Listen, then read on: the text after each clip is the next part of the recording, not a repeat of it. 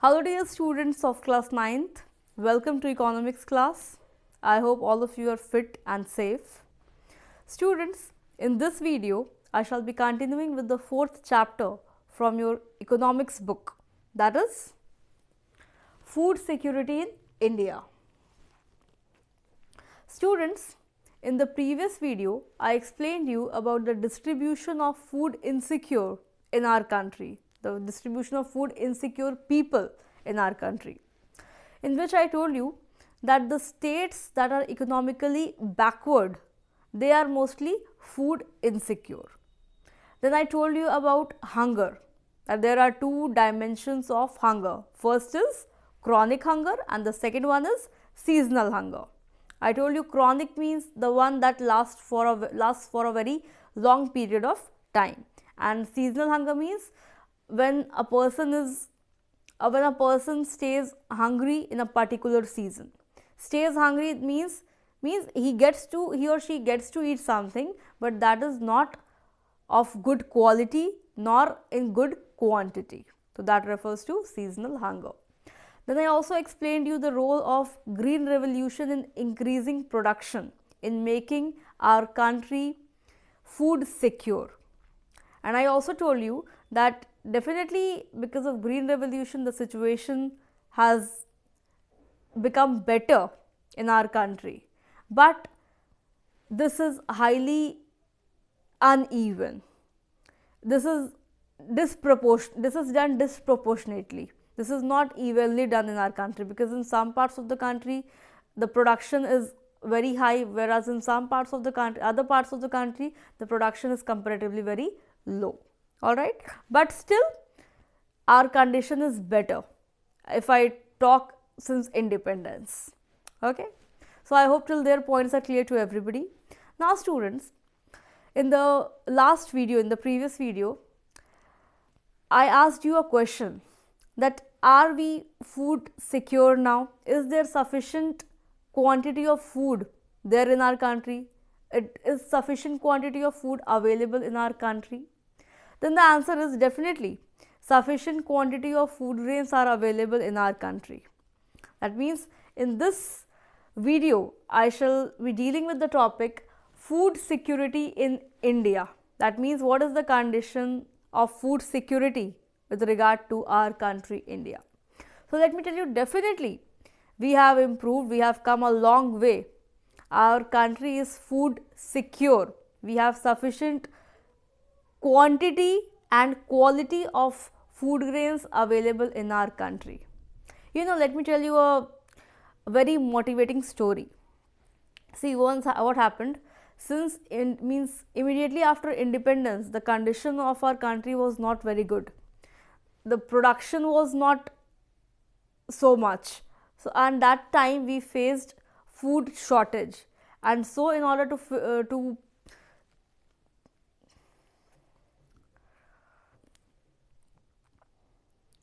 and so since we had food insufficiency in our country, so we asked help from America, since America was completely food secure.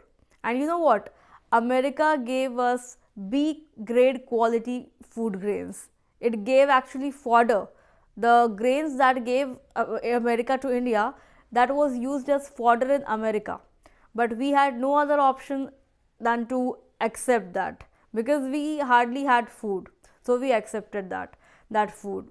And you know, soon after that came Green Revolution in our country, and after that the production of food grains increased to several times, and now the situation has improved a lot.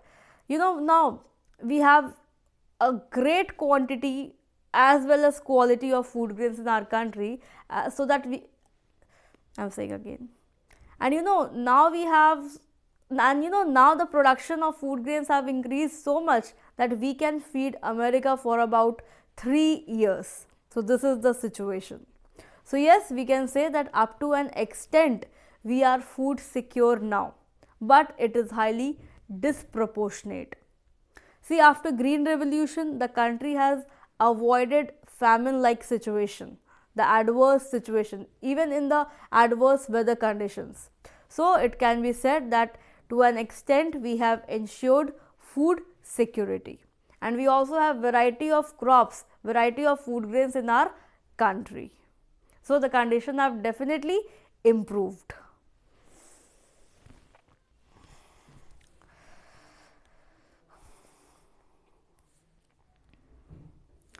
Now students, let's see that what is our government doing to in order to ensure food security in our country. As you can see here, that for the availability of food grains, the food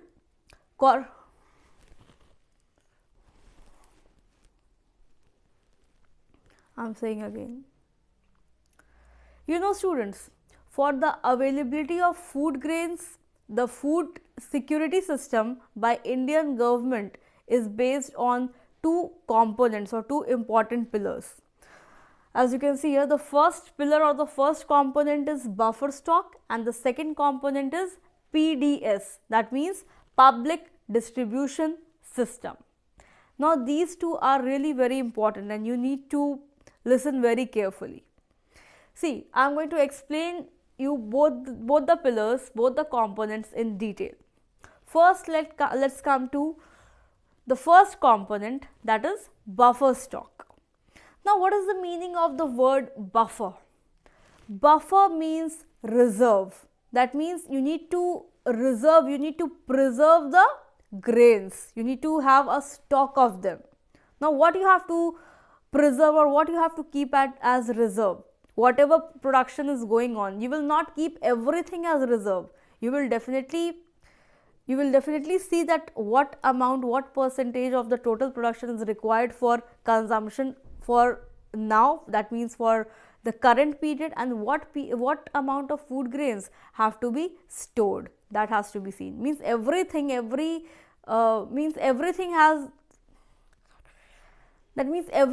not to be,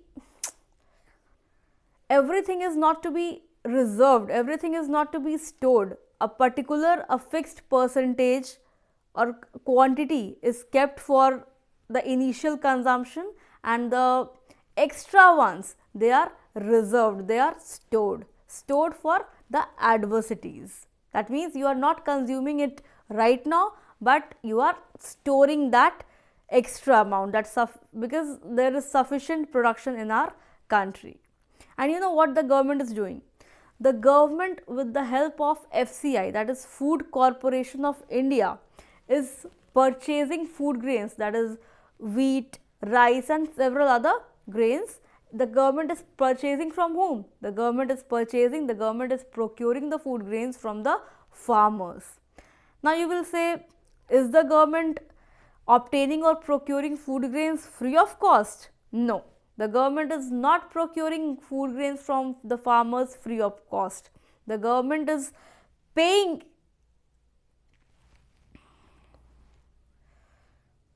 the government buys the food grains on pre-announced price, that is the minimum support price, MSP, and the food grains are purchased. Once the food grains are purchased at a minimum support price, then those food grains are stored in the granaries or in the warehouses.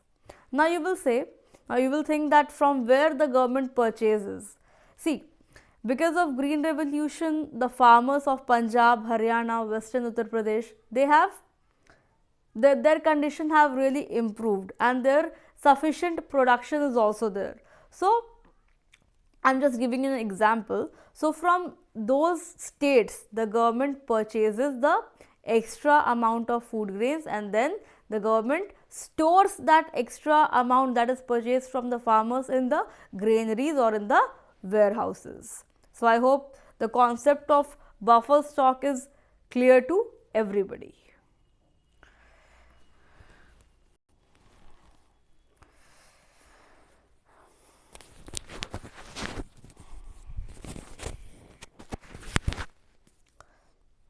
Now students, why buffer stocks are created? What is the need? Why to create buffer stocks? See, buffer stocks have a very important role to play. The food grains in the buffer stock, they are distributed in deficit areas and among the poor people, the poor strata or the lower strata of the society. Now what? Now you will say that the poor people or the lower strata of the society, they can also buy food from the market, from the shop. So what is the need of creating buffer stock? Now let me tell you a very important point, that the food is distributed or the food is sold at a much lower price than the market price when they are distributed via buffer stocks. See, the government purchases from the farmers, for example, the government pays rupees 20 per kg wheat. I am just giving you an example. And government has several other costs to bear, for example, the transportation cost, the warehousing cost, and there are several other costs that the government bears. But the government does not sell the food grains at the price that is cost by that has been paid by the government to the farmer, but at a much lower price. For example, if the government has paid rupees 20 for per kg wheat, then the government will sell wheat at rupees 3 per kg. Just imagine, at such lower price the government distributes the food grains to the lower strata of the society at very low rate. And this price is called as issue price. This price, at the price at which the government distributes or the government sells food grains to the lower strata of the society, that price is called as the issue price. Okay. Now see, the government bears loss and then the government sells to the poor people. Now the question is, why is the government bearing loss? Why is the government doing this, incurring loss and then selling it to people? Now this has two reasons why government is doing this. First reason is to ensure food security, and the second reason is to reduce poverty. So these are the two reasons why the government is selling food grains at much lower price.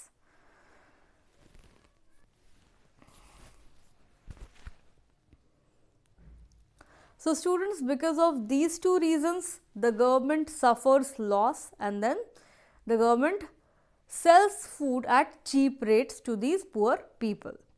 See, now you will say that how distributing food reduces poverty. Definitely it reduces poverty. I'll explain you how. See, if food will be given to them, that means now they can be able to work properly. If food will not be there, if a person is starving, if a person is very hungry, can a person concentrate on any work? No, a person cannot concentrate. A person will not use his or her full potential, even though a person has capabilities, a person has skills. But if a person is satisfied, if there is food in his stomach and food in his plate, then definitely the person will try to work very hard. And if a person will work very hard, then that person will be able to earn his living, earn his livelihood. This way, this reduces poverty. So I hope both the points are clear to everybody. Now students, how is food distributed to the needy?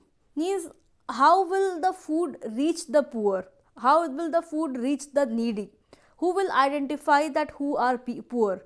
Because everybody wants food at cheap rate. Everybody will want. So how to identify this? See, for this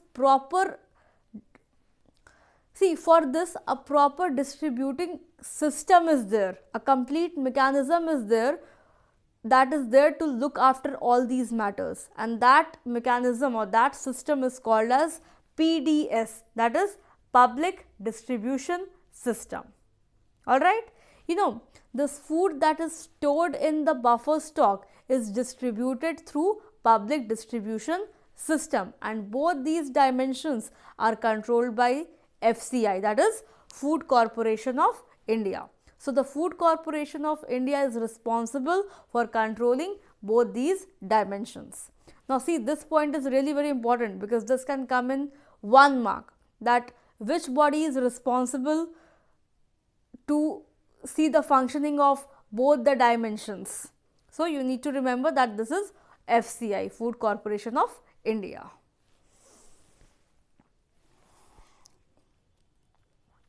Now students, how the Food Corporation of India does its work.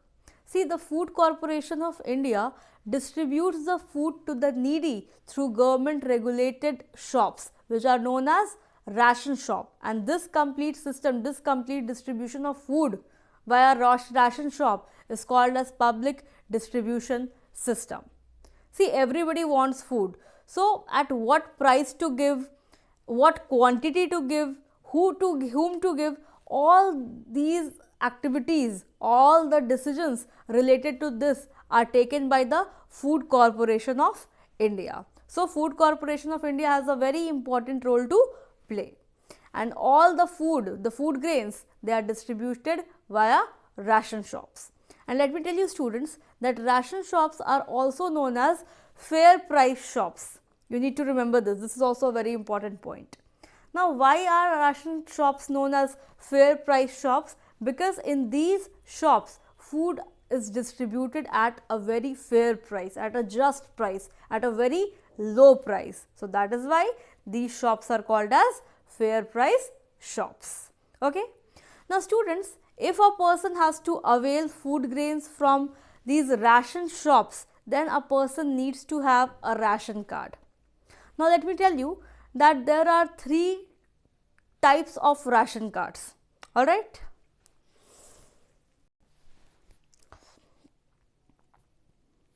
As you can see here, the 3 types of cards are mentioned. The first is Antyodaya cards, the second is BPL cards, and the third one is APL cards. See, now let's come to the first one, that is Antyodaya cards.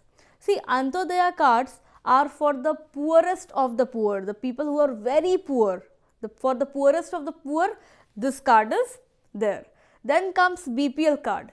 BPL card is for the people who are below poverty line. And then comes APL card, that means for the people who are above poverty line, that means for the rest of the people there is APL card. I hope you remember, you are able to connect BPL, which I explained you in the previous chapter, right? Now students, any family with a ration card can avail food items from the ration shops, alright. And you know, there are about 5.5 lakh ration shops all over the country, and they keep sufficient quantity or sufficient stock of food grains, sugar, kerosene oil, etc. for cooking. And you know, any family having a ration card can avail a stipulated amount of these materials, these food grains, these food items. For example, 35 kgs of food grains, 5 liters of kerosene oil, 5 kg of sugar, etc. from their nearby ration shop, because ration shops are there in almost all the localities, all the areas. So, from there people can easily avail, they can easily purchase the items that they require at very cheap amount, at a very cheap price. So, I hope till here points are clear to everybody.